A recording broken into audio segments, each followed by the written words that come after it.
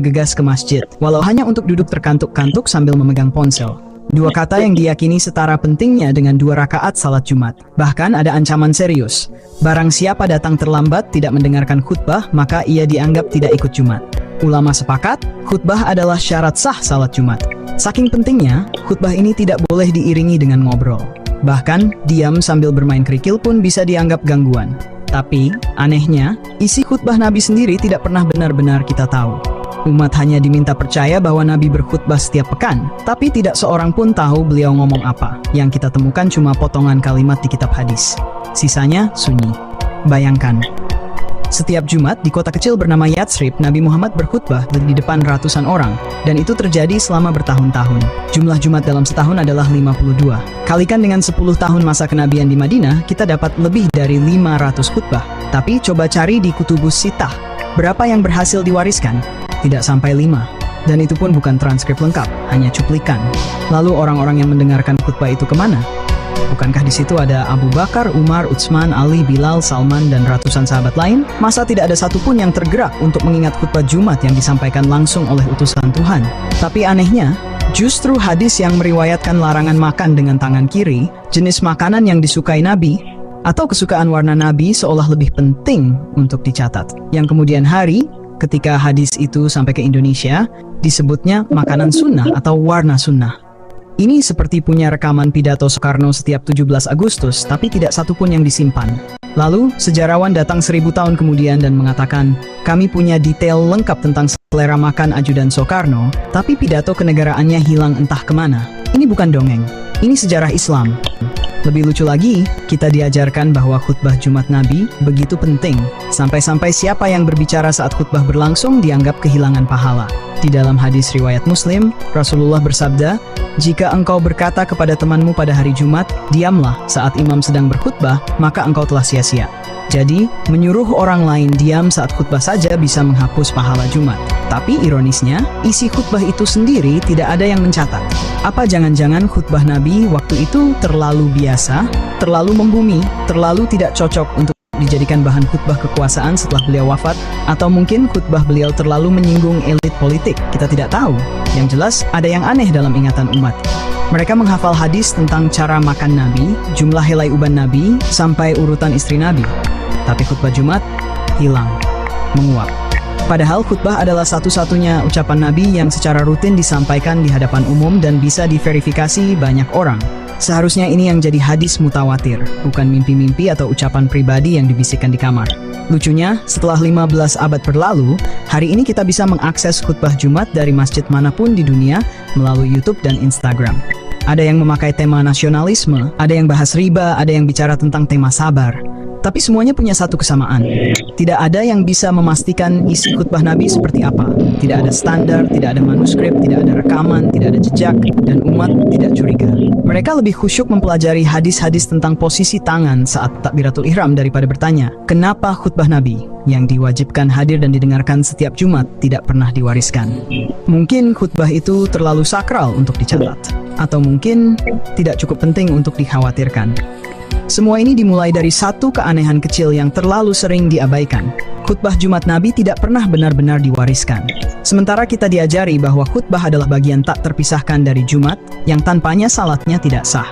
Bahwa khutbah adalah ibadah lisan yang setara dengan 2 rakaat fardhu. Bahwa mendengarkannya wajib. Dalam kitab Al-Bidayah wa An-Nihayah, terdapat riwayat dari Ibnu Jarir yang bersumber dari Sa'id bin Abdurrahman Al-Jamhi, menyampaikan isi dari khutbah Jumat Nabi untuk pertama kalinya di kediaman Bani Salim bin Auf. Tapi ketika kita mencari sisanya, jawabannya selalu sama, tidak ada. Atau, jangan-jangan ketika Nabi sedang berkhutbah, ditinggal kabur oleh para jamaahnya, dan yang tetap setia mendengarkan khutbah hanya tersisa 12 orang saja, seperti tercatat dalam kitab Sahih Bukhari, yang diriwayatkan dari Jabir bin Abdillah. Keanehan ini bukan sekadar soal arsip, ini soal logika kolektif. Umat yang begitu rajin menghafal jumlah uban Nabi, tidak mencatat khutbah mingguan beliau. Umat yang mengingat deskripsi tempat tidur Nabi, tidak menulis satu pun isi khutbah Nabi selama lebih dari 500 kali Jumat. Umat yang menghafal redaksi mimpi Nabi tentang surga dan neraka, tidak merasa penting merekam khutbah di mimbar yang disampaikan secara terbuka dan rutin. Maka lahirlah pertanyaan yang lebih besar. Jika khutbah saja luput, bagaimana kita bisa yakin bahwa ribuan hadis lain benar-benar dicatat dan disampaikan sebagaimana aslinya? Jika pidato publik yang disaksikan ratusan orang saja tidak bertahan, bagaimana dengan percakapan pribadi di dalam kamar, di dalam safar, di antara detik-detik sunyi yang hanya disaksikan 2 atau 3 orang? Justru, yang masyhur seringkali adalah hal-hal yang absurd. Ada hadis tentang cara buang air, tentang bagaimana Nabi tidur, tentang sandal Nabi, bahkan tentang lalat yang masuk ke minuman. Semua ini konon diriwayatkan dengan rantai yang panjang dan teliti. Tapi khutbah Jumat, tidak. Kita bisa saja berdalih bahwa para sahabat sibuk menyimak sehingga lupa mencatat. Tapi, alasan itu tidak cukup untuk menutupi kenyataan bahwa khutbah yang katanya wajib disimak tidak dianggap penting untuk diwariskan. Atau, bisa jadi khutbah itu memang pernah dicatat, tapi sengaja disimpan, atau dibuang, atau hanya dibagikan kepada kalangan terbatas karena terlalu politis, terlalu tajam, terlalu menyentil penguasa.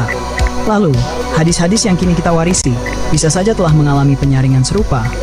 Apa yang dianggap sesuai, disebar, yang dianggap mengganggu stabilitas, disimpan di laci besi, atau dibungkus dalam ilmu jarh wa ta'dil, lalu dinyatakan lemah dan tidak bisa diterima. Dan kita tumbuh dalam kepercayaan bahwa semua ini telah dikodifikasikan dengan amanah, dengan hati-hati, bahwa para perawi tidak pernah lupa, bahwa semua ini terjaga. Tapi lubang kecil bernama khutbah Jumat ini cukup untuk membocorkan satu kapal besar keyakinan. Karena jika khutbah mingguan Nabi saja hilang, apalagi yang tidak? Dalam sejarah Islam, ada satu keajaiban transmisi yang patut dipertanyakan akal sehat. Hadis-hadis yang disampaikan secara diam-diam di kamar, yang hanya didengar 1 atau 2 orang, justru berhasil sampai ke tangan kita dengan detail yang mengagumkan. Tapi khutbah Jumat yang disampaikan di hadapan ratusan orang setiap pekan malah tak bersisa. Padahal, seharusnya logika waras akan berkata, yang diumumkan di mimbar pasti lebih mudah dicatat, dihafal, dan diriwayatkan secara massal. Tapi kenyataan berkata sebaliknya. Ambil contoh, hadis tentang cara Nabi tidur di sisi kanan, meletakkan tangan di pipi, membaca doa tertentu, sampai jumlah bantal pun disebut. Hadis tentang bagaimana Nabi mencium istrinya sebelum keluar rumah, meski dalam keadaan puasa. Hadis tentang urusan bilik yang sunyi, bilik yang hanya bisa diakses segelintir orang.